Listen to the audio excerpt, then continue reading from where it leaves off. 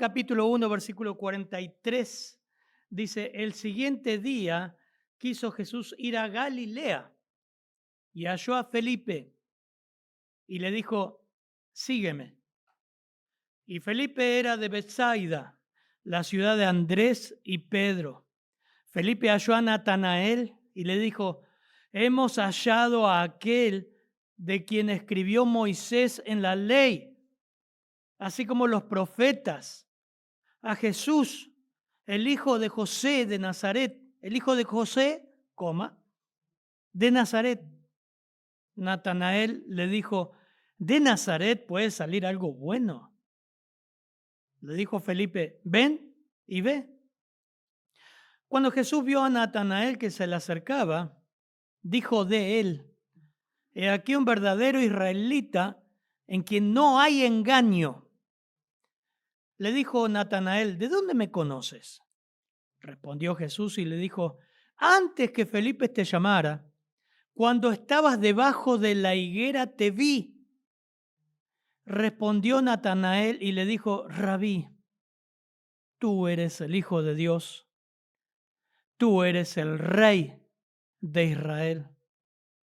Respondió Jesús y le dijo, porque te dije que te vi debajo de la higuera, ¿crees? Cosas mayores que estas verás. De cierto, y le dijo, de cierto os digo, de aquí adelante veréis el cielo abierto y a los ángeles de Dios que suben y descienden sobre el Hijo del Hombre. Wow, Padre, gracias. Gracias por tu palabra, Señor. Una vez más, aquí, Señor, este instrumento de barro erróneo, Señor, limitado, dando y exponiendo tu texto, Señor.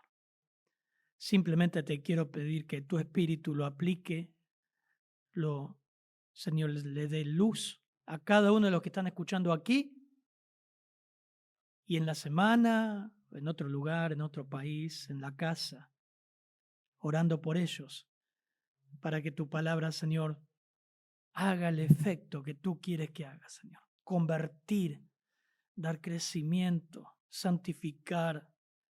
Tu palabra es verdad, Señor. Oramos que tú guíes en tu nombre, Señor. Te pido que tú me des claridad, tú guíes, Señor, cada una de las palabras en tu nombre. Amén, Señor. Qué lindo texto, ¿no?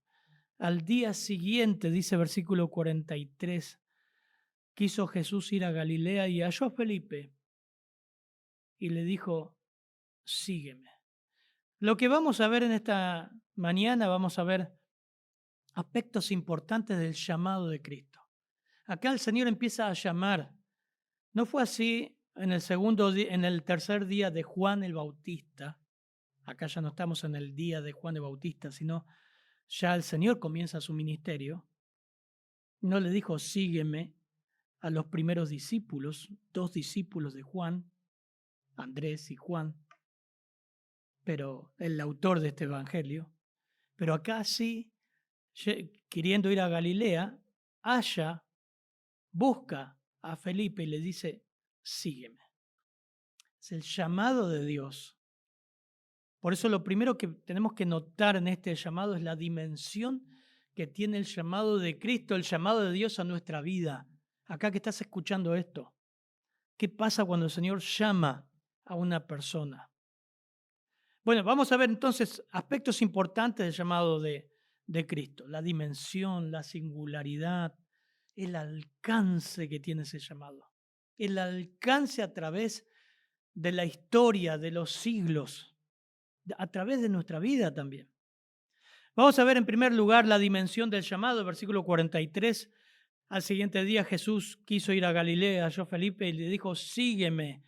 Cuarto día de los eventos de la primera semana de Juan que registra, y es una indicación que es un testigo ocular, Juan, el Evangelio de Juan, Juan el Evangelista. La traducción sería mejor, encontró o encuentra a Felipe.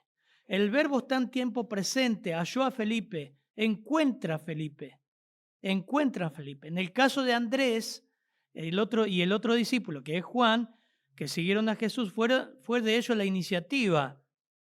Acá como que estás viendo que el Señor encuentra a Felipe. Cualquiera que sea el caso, más allá de quién inicia el contacto, nosotros sabemos que los que llegan a Cristo, los que llegan a Jesús, lo hacen porque Dios le buscó primero. Y eso lo aclara. Ya tengo calor. Y está fresquito hoy. Miren, hay algunos pasajes importantes del mismo Evangelio de Juan. Juan 6:44 dice, ninguno puede venir a mí. ¿Cuántos? Ninguno. Ninguno puede venir a mí si el Padre que me envió no lo trajere. Punto y coma. Y yo le resucitaré el día postrero. Ninguno. Juan 15, que hoy lo cité en el inductivo. Juan 15, 16. Hoy lee, ¿quién lee? Vero. Juan 15, 16. Miren lo que dice en el Evangelio de Juan. No me elegisteis vosotros a mí, sino que yo os elegí a vosotros, y os he puesto para que vayáis y llevéis fruto, y vuestro fruto permanezca, para que todo lo que pidiereis al Padre en mi nombre, Él os lo dé. Bien. Primera de Juan, el mismo autor años más tarde, Primera de Juan 4, 19, nos dice, nosotros le amamos a Él porque Él nos amó primero. Así que es interesante. Felipe significa amador, amante de los caballos. Es un nombre griego que acá no se le cambia el nombre a Felipe. No es Felipe de Hechos 6, que es como el diácono que elige la iglesia primitiva. No, este es el apóstol. Felipe es una figura en la lista de discípulos nombrados en los sinópticos. Se menciona varias veces en Juan, pero no como líder destacado. Es interesante entonces para ver la dimensión de ese llamado, que aunque se diga que Jesús encontró a Felipe, o que, como vamos a ver más adelante, Felipe mismo le dice a su hermano, a su amigo Natanael, hemos hallado, es Dios quien inicia la búsqueda. Eso está en Efesios. Hermano, yo sé que quizás estás escuchando esto, quizás no sos de esta iglesia y tenés un rechazo por la doctrina de la elección, pero es bíblica. Es bíblica. Efesios 1, versículo 3 al 5 dice, bendito sea el Dios y Padre de nuestro Señor Jesucristo, que nos bendijo con toda bendición espiritual en los lugares celestiales con Cristo. Verónica, lo tenés, ¿no? Miren lo que dice versículo 4 al 5, por favor. Según nos escogió en Él, antes de la fundación del mundo, para que fuésemos santos y sin mancha delante de Él, en amor habiéndonos predestinado para ser adoptados hijos suyos por medio de Jesucristo, según el puro afecto de su voluntad. quien inicia la obra salvadora, el llamado en nuestra vida es Dios. Es Dios. Y acá hay una perfecta concordancia, algo que vos diciendo, ¿cómo puede haber armonía entre responsabilidad humana de encontrar a Cristo, buscar a Cristo y que Él se diga que Él me halló a mí, que Él me amó primero? Acá lo vamos a ver en este llamado. Las dos fluyen perfectamente en armonía. Para Dios es completamente entendible que el hombre tiene responsabilidad y que a la vez Dios salva y Dios hace el llamado eficaz. Algunos pasajes que muestra, como están viendo, fundamento de la fe, tienen que traer el personaje, ya elegirlo. Pero vamos a ver qué dice Juan de Felipe. Versículo 43, halla a Felipe. ¿Qué dice Juan de Felipe? Juan 6, 7 lo muestra y dice, Felipe le respondió en la multiplicación de los panes y los peces, 200 denarios de pan no bastarían para que cada uno de ellos tomase un poco.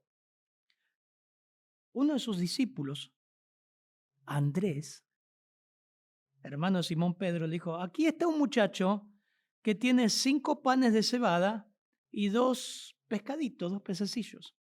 Más, ¿qué es esto para tanto? Pero Felipe se rasga y dice, ácido, ¿no? Ese comentario ácido. Aunque tengamos 200 denarios de pan, no bastaría. Juan 12, 20 dice, había ciertos griegos entre los que habían subido a adorar a la fiesta, y estos pues se acercaron a Felipe, que era de Betsaida de Galilea, le rogaron diciendo, Señor, quisiéramos ver a Jesús. Felipe fue y se lo dijo a Andrés, che, Andrés, acá hay alguien que busca al Señor.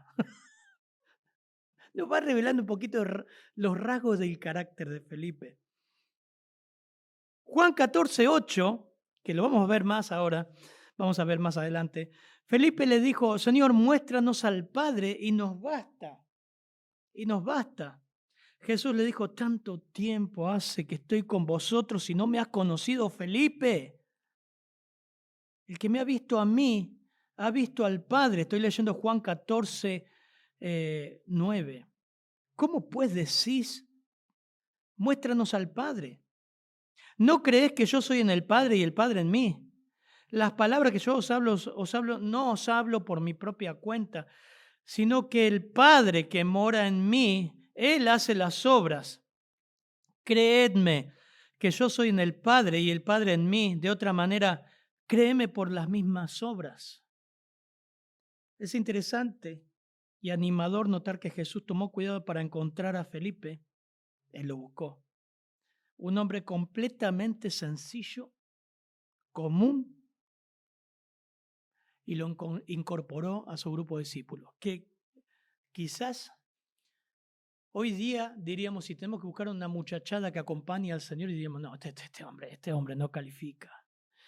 Yo tengo el privilegio de tener este libro, les animo a comprarlo, buscarlo, 12 hombres comunes. El pastor MacArthur hace una breve síntesis, hace como una biografía de Felipe. Solamente les leo unas líneas. Todos los datos sobre Felipe aparecen solamente en el Evangelio de Juan, y desde este Evangelio es que descubrimos que Felipe era una persona completamente diferente a Pedro, a Andrés, a Jacobo o a Juan. Si ponemos juntos todas las piezas juntas que ofrece el apóstol Juan acerca de Felipe, parecería que sería un analista clásico. Era un hombre de hechos y números. Un hombre práctico que se guiaba por las reglas. No era propenso a pensar en lo que estaba por delante. Era la clase de persona que tiende a ser el aguafiestas del grupo. Un pesimista, un individuo de visión estrecha, a veces incapaz de ver el cuadro global, a menudo obsesionado por identificar las razones por las cuales las cosas no se pueden hacer, en lugar de encontrar nuevas formas de hacerla. Su predisposición era hacia el pragmatismo y el cinismo, y a veces el derrotismo, en lugar de ser un visionario. Un poquito más. Felipe, como los otros discípulos, era un hombre de habilidades limitadas. Su fe era débil. Era un hombre de entendimiento imperfecto. Era escéptico, analítico, pesimista, renuente, inseguro. Siempre quería hacer las cosas de acuerdo con el reglamento. Dice, su mente estaba llena de hechos y números, lo que hacía el grupo de administración contento acá. Dice, no, pero miren, porque qué increíble, el Señor lo buscó. El Señor lo buscó. Estamos viendo lo que era Él. Su mente estaba llena de hechos y de números, lo que hacía una incapaz de captar el cuadro total del poder divino de Cristo. Señor, 200 denarios no alcanzan. Tenía Cristo ahí. Era lento para entender, lento para confiar, lento para ver más allá de las circunstancias inmediatas. Todavía quería más pruebas. Muéstranos al Padre y nos basta. Este era Felipe. Por eso la bendición de que ustedes van a hacer el estudio biográfico del personaje que elijan, Fundamentos de la Fe y Método de Estudio Bíblico, va a ser una bendición. Pero le dijo, sígueme. Versículo 43 y 45, por favor, nuevamente. El siguiente día quiso Jesús ir a Galilea y halló a Felipe y le dijo, sígueme. Y Felipe era de Betsaida, la ciudad de Andrés y Pedro. Miren, ese sígueme significa, está en presente indicando una acción que se inicia pero es continua. comienza y continúa siguiéndome. Significa también, lo traducen como prenderse fuertemente de uno y conformarse a su ejemplo. Hermoso. Prenderse fuertemente de uno y conformarse a su ejemplo. Esa es la diferencia entre ser cristiano y ser discípulo. Hoy hicimos un resumen cortante. Ser cristiano no necesariamente significa ser salvo. Creer en Cristo no necesariamente significa ser salvo. Seguirla es la cosa. Seguir a Cristo. Apropiarte de Cristo. Conformarse a su ejemplo. Tomarse fuertemente de Cristo. Quizás estás sentado acá y venís porque te gusta la reunión, te gustan los jóvenes, pero nunca te apropiaste de Cristo. Sabés nada más. Hasta dejaste de fumar. Hasta dejaste el alcohol. Pero nunca te apropiaste de Cristo. Te volviste un religioso. Ser discípulo significa seguirlo. Juan 10:27, que hoy lo vimos, dice, mis ovejas oyen mi voz. Yo las conozco. El Señor habla y me siguen. Oyen. El Señor las conoce y le siguen. No hay que llamarte por teléfono, mandarte un mensaje, hermano, para que te congregues. El que es del Señor sigue. Tiene una necesidad tal que sabe que no puede estar sin seguir a Cristo. Sigue al Señor. Por más que el mundo se derrumbe a su alrededor. Eso es ser discípulo. Vamos a ver un poco más, dicen aquellos días. Hechos 6:1. Como creciera el número de discípulos. La iglesia primitiva conocía a los creyentes como discípulos, seguidores, no como cristianos. En Hechos 11:25 aparece por primera vez la palabra cristiano y era como una burla. Significaba el partido de Cristo, los que son partidarios. Es como hoy decir los peronistas, los kirchneristas, los milenistas sería ahora, no sé, libertario, pero poner milenista, no sé, los que siguen a alguien. Era una burla, en aquel tiempo era una burla. Eso pasó con Agripa. Nosotros decimos, qué lindo Agripa lo que dice en Hechos 26:28, cuando Pablo le predica. Agripa le dice, pero por poco me persuades a ser cristiano. ¿Qué querés que sea del partido de Cristo? Es una burla. La iglesia primitiva conocía a los creyentes como discípulos. Hermano, un discípulo no se hace tirando un palito en un fogón o en una consagración. Hoy soy cristiano que asisto a la iglesia, pero no comprometido mucho. Yo soy cristiano porque leo la Biblia, estudio, pero hasta ahí. El hecho del sígueme, dice este llamamiento, dijo un autor, es una convocatoria de parte del Rey del universo y tiene tanto poder que puede obtener la respuesta que está pidiendo del corazón de las personas. Es un acto de Dios que garantiza una respuesta. Fueron llamados, fueron justificados y se llama llamamiento eficaz. Por eso dice Romanos 8:30, a los que predestinó, a estos también llamó. Estamos viendo la dimensión que tiene el llamado. Y a los que llamó, a estos también justificó. Y a los que justificó, a estos también glorificó. ¡Listo! Es completo. Una persona que ha sido llamada va a seguir a Cristo. Y seguir a Cristo es ser esclavo de Cristo. Es renunciar a tu independencia.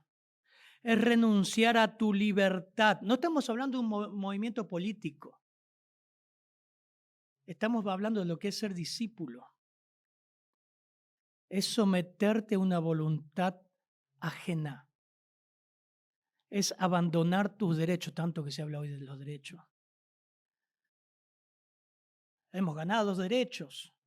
Bueno, ¿sabes qué? El cristiano verdadero, el discípulo, todo eso lo pierde en Cristo. Es más, nunca fuiste libre. Nunca fuiste libre. La Biblia habla claramente que eras esclavo de Satanás y seguías la corriente de este mundo. Cristo te liberta, pero te hace su esclavo. Es abandonar tus derechos, es ser propiedad y ser controlados por un señor, Curios, un dueño, el dueño del universo. Aún así, en los llamados que hay en la Biblia son preciosos.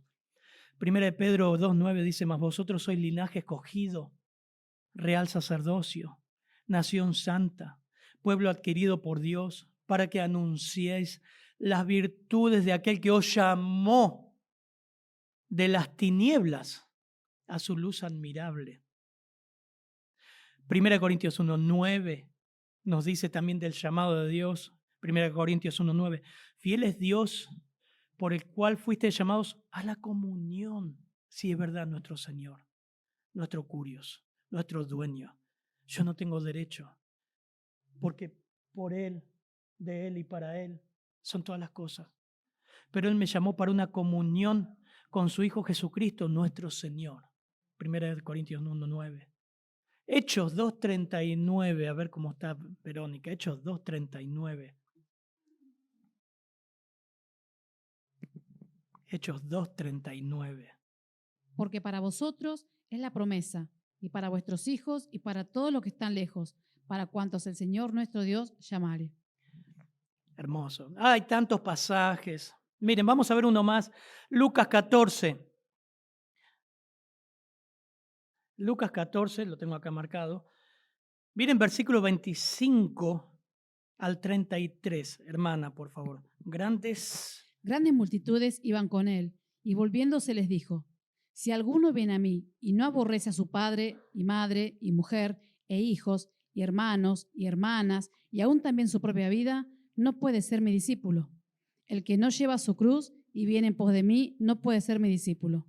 Porque ¿quién de vosotros que queriendo edificar una torre no se sienta primero y calcula los gastos a ver si tiene lo que necesita para acabarla?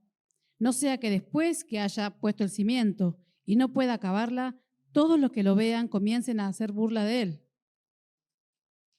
diciendo, este hombre comenzó a edificar y no pudo acabar. ¿O qué rey, al marchar a la guerra contra otro rey, no se sienta primero y considera si puede hacer frente con 10.000 al que viene contra él con 20.000? Y si no puede, cuando el otro está todavía lejos, le envía una embajada y le pide condiciones de paz. Así, pues, cualquiera de vosotros que no renuncia a todo lo que posee, no puede ser mi discípulo.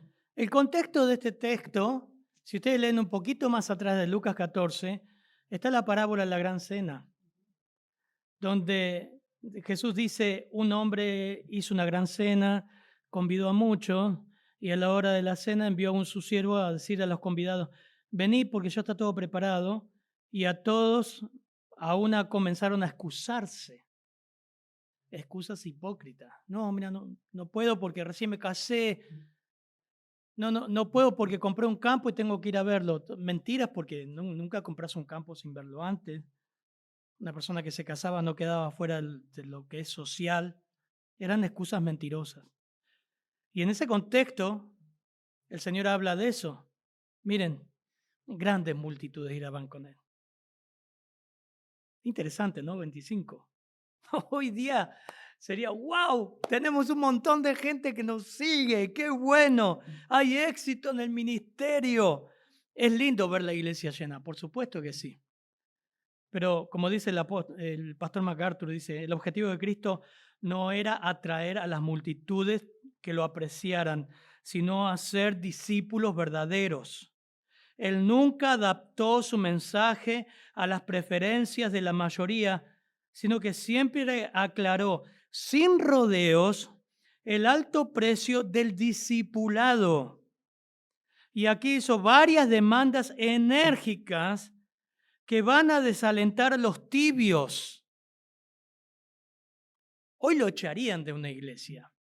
Mirá lo que dijiste, no vino más después de lo que vos dijiste. ¿Cómo va a decir eso, Señor? ¿Cómo va a decir que aborrezca a su madre y a su padre? Señor, estás loco. Teníamos grandes multitudes, ahora mira, la gente se está yendo. Es un fracaso, es un fiasco.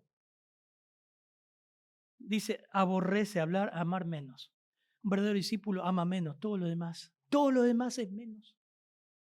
El amor a los padres llega a ser menos. No dice que no ames a los padres, porque si no sería una contradicción honrar a tu padre y a tu madre. Pero amarás al Señor tu Dios con toda tu alma, con toda tu mente, con todo tu corazón. Todo lo demás pasa a un segundo plano. Y ese es el contexto de las bodas. No puedo ir. Excusas. La verdad es que no te interesa. Te interesa estar bien, no te interesa Cristo. No te interesa. No sos discípulo, no eres salvo. Excusas. Calcula los gastos. Las multitudes mostraban una reacción positiva, pero carecían de un compromiso firme. Lejos de facilitarles una respuesta afirmativa al Evangelio, fijó el precio del discipulado tan alto como fuera posible. Los animó a realizar un inventario cuidadoso. Cuidado lo que vas a hacer. Vas a seguir al Dios del universo. ¿Se acuerdan la pregunta del domingo pasado? ¿Qué te motiva a seguir a Cristo? ¿Qué buscan? ¿Qué buscan? Cuidado con lo que buscas, porque tu primer necesidad es tu pecado que ofende a Dios, ser perdonado. El que encubre su pecado no prosperará. El que lo confiese y se aparta alcanza misericordia. Ese es el principal problema del hombre. Felipe, sígueme. Felipe, prendete fuertemente a mí. Seguí mi ejemplo. Seguime, Felipe. No podemos decir o afirmar que alguien sea cristiano o dícese cristiano cuando hay una disparidad notable en su vida conforme a quien dice seguir. Si dice que eres cristiano y no eres seguidor, solo llevas el nombre cristiano, como cualquier partido político, pero no eres un discípulo. Ahora vamos a ver la singularidad del llamado. Esa es la dimensión del llamado. Hermano, no te vamos a hacer pasar adelante y tocar una musiquita para decir, aceptá a Jesús en tu corazón. Pensá en quién vas a seguir. Es el camino angosto. ¿Y saben lo que dijo? Todo. Lo quiere todo. Renuncia a todo lo que posee. No está hablando de vender los bienes materiales. Todo a los pies de Cristo. Todo. Te quedás sin nada. La puerta estrecha. Entrás desnudo, sin nada. Eso quiere decir no reservo nada. Señor, soy todo tuyo. Te sigo. 44, por favor, en adelante, al 48. Y Felipe era de Betsaida, la ciudad de Andrés y Pedro. Felipe halló a Natanael y le dijo, hemos hallado a aquel de quien escribió Moisés en la ley, así como los profetas, a Jesús, el hijo de José, de Nazaret. Natanael le dijo, ¿de Nazaret puede salir algo bueno? Le dijo Felipe, ven y ve. Cuando Jesús vino a Natanael, que se le acercaba, dijo de él, he aquí un verdadero israelita, en quien no hay engaño. Le dijo Natanael, ¿de dónde me conoces? Respondió Jesús y le dijo, antes que Felipe te llamara, cuando estabas debajo de la higuera, te vi. Y respondió Natanael, le dijo, Rabí, tú eres el Cristo, tú eres el Hijo de Dios, tú eres el Rey de Israel. La singularidad ahora del llamado, dentro de la dimensión, vemos la particularidad y lo singular, que con cada uno el Señor obra en forma tan singular, tan diferente. Felipe era de la ciudad de los primeros seguidores de Jesús y que probablemente eran amigos desde la niñez. Era un pueblo de pescadores. Y ahí después van a ver Mateo 4, que el Señor vuelve ahí y los llama, sígueme. Dejaron las redes al instante y le siguieron. No se sabe a ciencia cierta dónde estaba ubicada Betsaida, ciudad cuyo nombre significa casa de pesca, pero el nombre indicaría que era un lugar que se trabajaba, eran pescadores profesionales. Felipe encontró a Natanael mejor dicho, Felipe encuentra a Natanael, está el verbo en presente. Y fíjense la reacción, la singularidad de este llamado. La reacción de Felipe. Hemos hallado a aquel de quien escribió Moisés en la ley, así como los profetas. A Jesús, en Reina Valera 60 hay 2 puntos, y dice, a Jesús, el hijo de José de Nazaret. La reacción, hay una frase que me queda marcada, dice, una antorcha encendida sirve para encender otra antorcha. Una antorcha encendida sirve para encender otra antorcha. Y eso hizo Felipe. Fue y halló a Natanael, su amigo de la infancia. Como Andrés fue y buscó a Simón, su hermano. Ahora su amigo. Natanael significa Bartolomé. No se sabe más de Natanael aparte de alguna referencia entre él y los pescadores. Natanael es otro nombre para Bartolomé, un apóstol que se menciona en Juan, así como Natanael no se menciona en los sinópticos. Otra evidencia a favor de que la identificación es que Bartolomé se menciona junto a Felipe en los 3 sinópticos. Pero algo interesante, la reacción de Felipe, me encanta. Yo noté ahí y dije, estoy convencido que la amistad provee un terreno muy fértil para la evangelización. Nuestra amistad con los incrédulos, con el barrio, con la secundaria, con los amigos que te seguís juntando, provee un terreno muy fértil para la evangelización, los amigos. Cuando la realidad del evangelio se integra en una relación de amor y confianza de amigos, el efecto es poderoso. Cuando alguien llega a ser un verdadero seguidor de Cristo, su primer impulso es querer encontrar a ese amigo y llevarlo a Cristo. Dígame si no es así. Lo vamos a ver en todo Juan.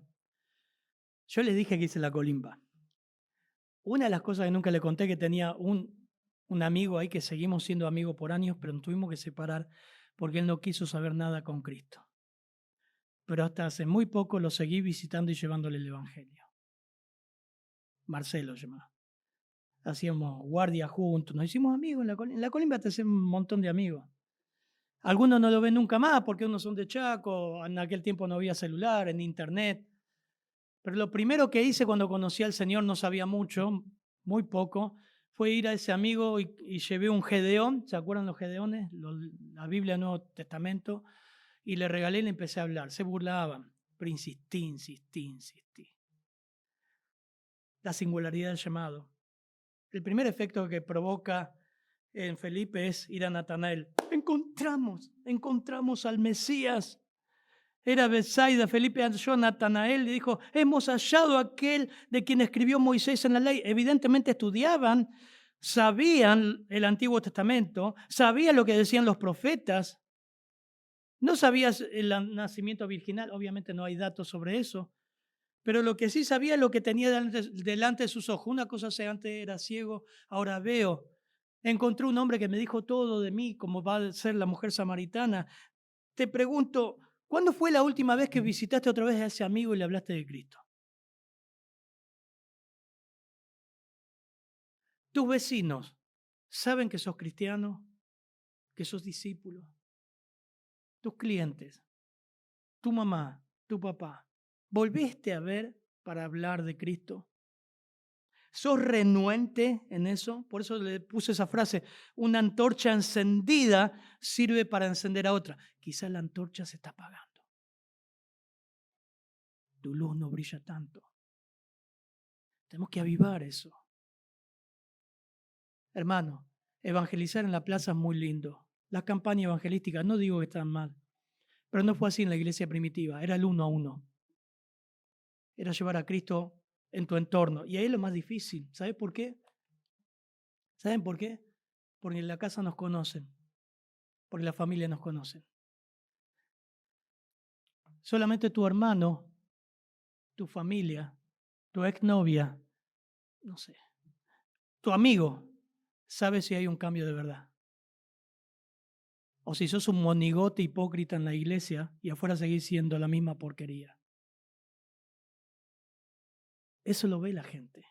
Pero cuando hay un discípulo verdadero entregado a Cristo, la persona no quiere estar con vos porque le incomoda, pero a la vez te busca cuando tiene problemas y sabe que tenés algo especial. Habla de Cristo, que tu antorcha brille. El testimonio de Felipe, él se basa en las Escrituras. Hemos hallado de quien escribió Moisés.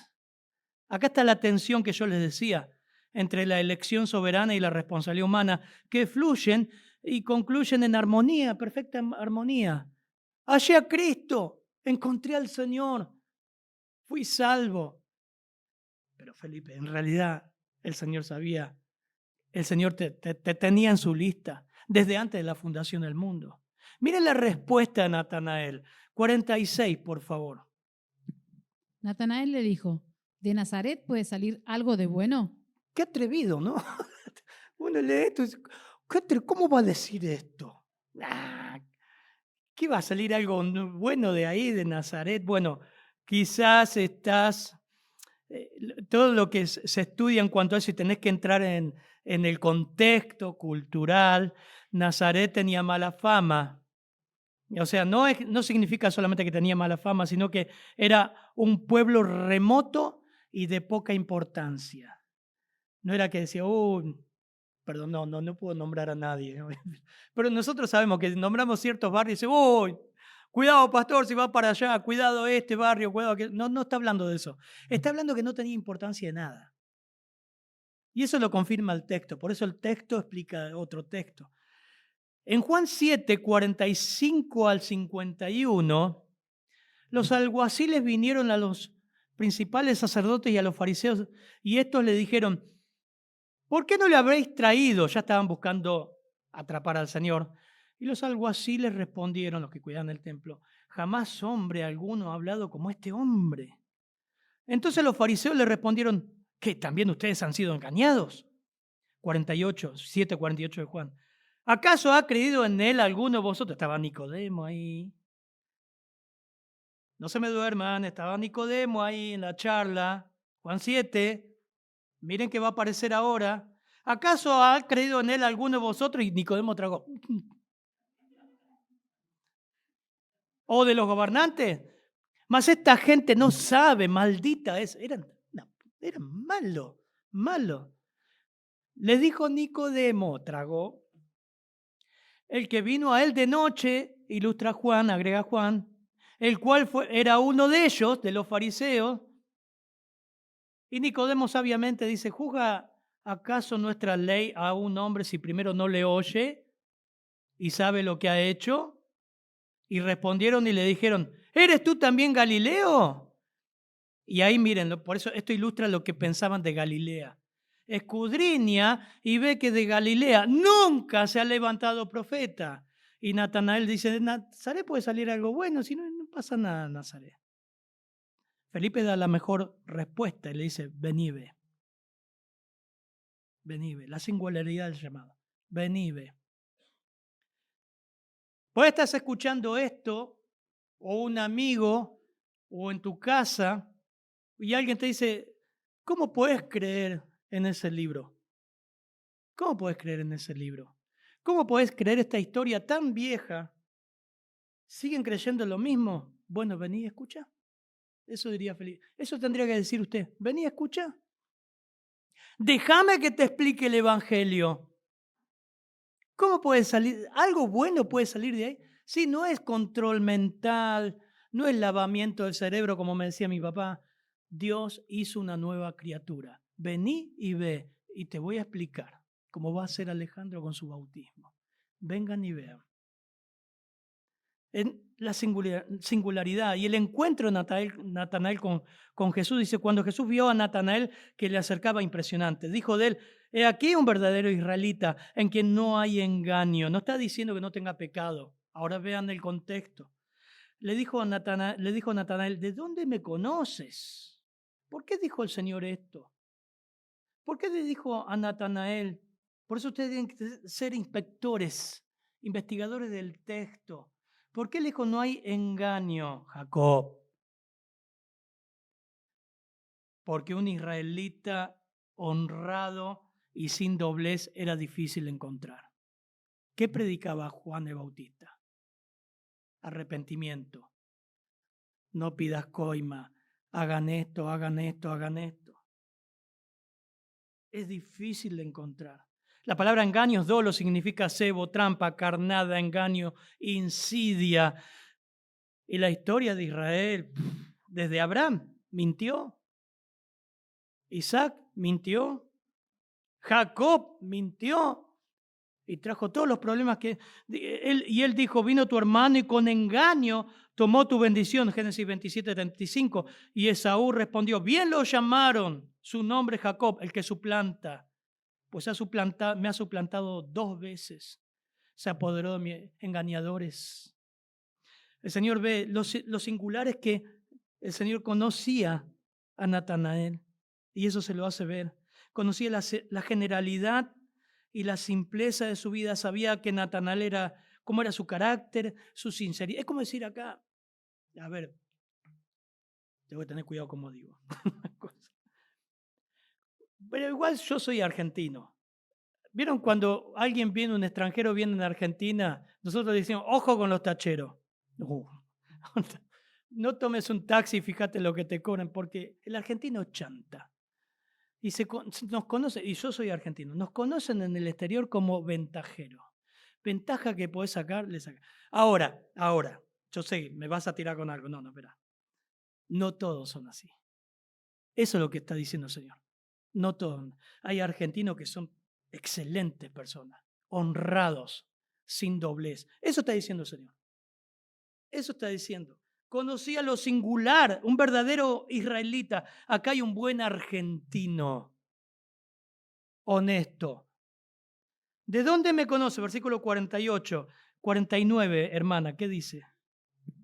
Respondió Natanael y le dijo, Rabí, tú No, eres perdón, 48, perdón. Le dijo Natanael, ¿de dónde me conoces? Respondió Jesús y le dijo, antes que Felipe te llamara, cuando estabas debajo de la higuera, te vi. Esto es impresionante, impresionante.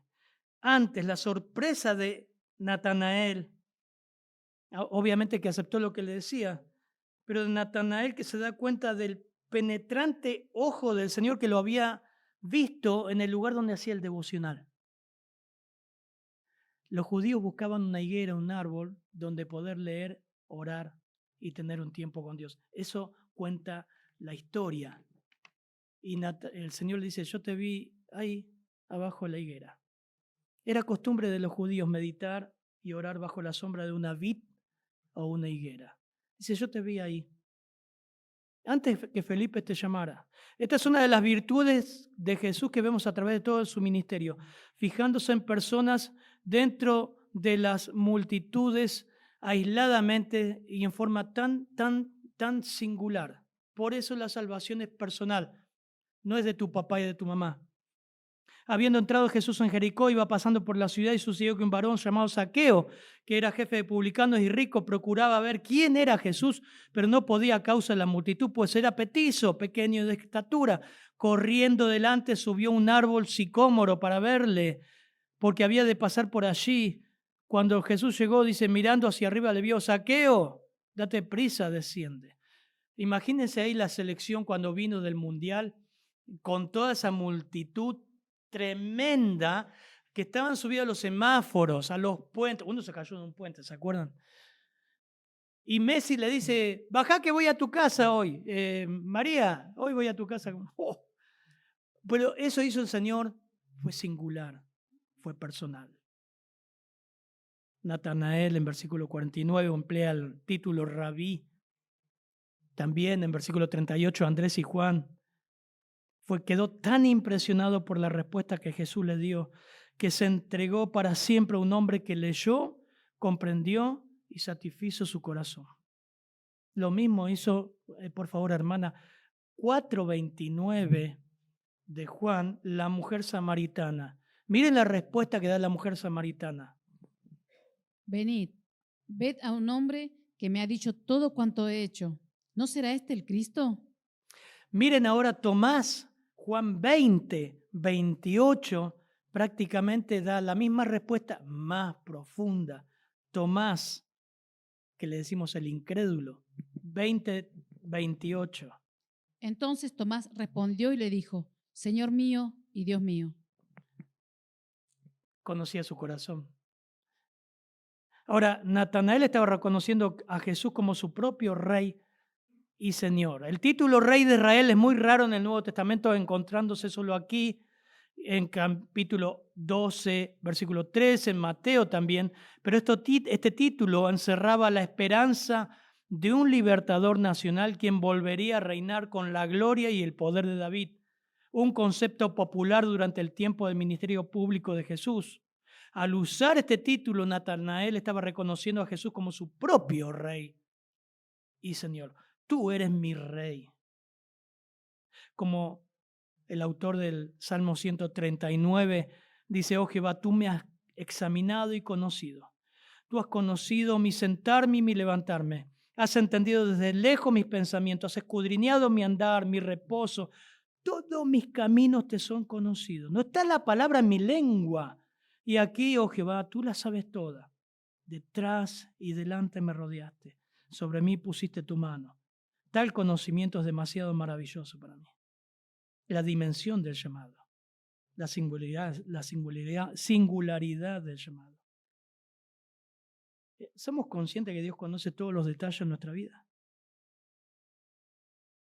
Y por último, respondió Jesús, le dijo el alcance del llamado. Porque te dije que te vi debajo de la higuera, ¿crees? Cosas mayores que estas verás. Y le dijo, de cierto os digo, de aquí en adelante verás el cielo abierto y a los ángeles de Dios que suben y descienden sobre el Hijo del Hombre. Lo que le está diciendo el Señor ahí, mira, esto recién empieza, Natanael. Felipe, esto recién empieza. Y se lo vuelve a ratificar. La idea del cielo abierto obviamente aparece en las Escrituras, en el bautismo de Jesús, en la visión de Pedro, pero como dijo un autor, significa, el tiempo verbo abierto significa algo que comenzó y sus resultados permanecen y simbolizan todo el poder y el amor de Dios ahora al alcance de los hombres por medio de Cristo. Los cielos se abrieron a partir de que Cristo vino. Y un texto explica a otro texto. ¿Qué quiere decir esto, pastor? Bueno, Juan 14, busquen ahí, versículo 8, el texto se explica a sí mismo y es con la misma persona, con Felipe. Felipe le dijo, Señor, muéstranos al Padre y nos basta. Jesús le dijo, tanto tiempo hace que estoy con vosotros y no me has conocido, Felipe. El que me ha visto a mí ha visto al Padre. ¿Cómo pues decís, muéstranos al Padre?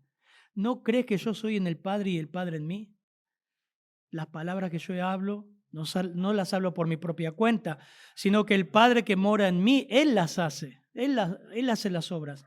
Créeme que yo estoy en el Padre y el Padre en mí. De otra manera, créenme por las mismas obras. Versículo 12. De cierto os digo, el que cree en mí, las obras que yo hago, Él las hará también. Y aún mayores las hará, porque yo voy al Padre. Y todo lo que pidiereis al Padre en mi nombre, lo haré, para que el Padre sea glorificado en el Hijo. Y si algo pidiereis en mi nombre, yo lo haré. ¿Qué está diciendo el Señor ahí? Que todos nosotros, todos los discípulos íbamos a resucitar muertos, íbamos a sanar, íbamos a hacer mucho más milagros que Jesús. No, porque la idea que los milagros fueron cesando, las señales fueron cesando. Eso sería ser un mentiroso y sacar el texto fuera de lugar. ¿A qué se refería con las obras mayores? La extensión del Evangelio. Y en Hechos 2, versículo 14 al 47, no lo busquen, tenés la tremenda predicación de Pedro que se convierte en 3.000 personas. Y la extensión del Evangelio a través de estos 12 hombres y a través de todos los que creyeron después. El alcance del llamado. Ahí está. Dice Felipe, seguime. Mirá hasta dónde se extendió, la dimensión del llamado, el alcance del llamado, pero la singularidad trata con hombres y mujeres comunes como nosotros. Terminamos leyendo, dice, obviamente, dice, si hubiéramos tenido que entrevistar a Felipe para la función a la que Jesús lo llamó, quizás habríamos dicho, en conclusión, no sirve.